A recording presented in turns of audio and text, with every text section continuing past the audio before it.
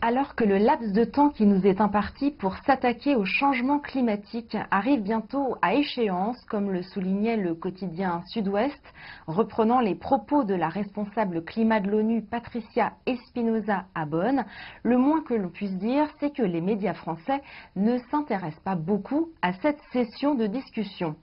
Toutefois, quelques articles ont émaillé la presse.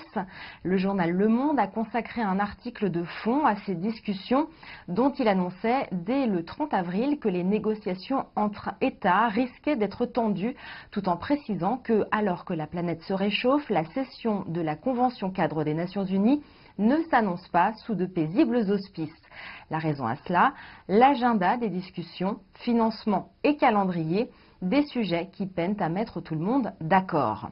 Première ONG française de développement, le CCFD Terre Solitaire insistait lui sur le fait que longtemps oublié, l'agriculture revient sur le devant de la scène des négociations.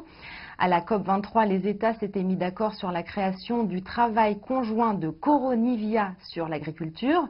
Ils se sont engagés à conclure les travaux sur cet enjeu crucial d'ici à l'entrée en vigueur de l'accord de Paris en 2020.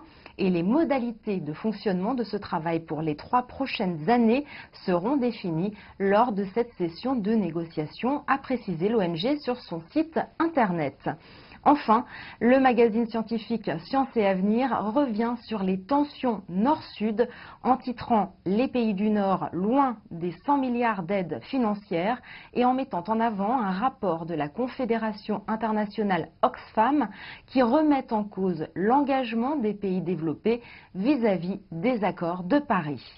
Jade Charles, CGTN, Paris.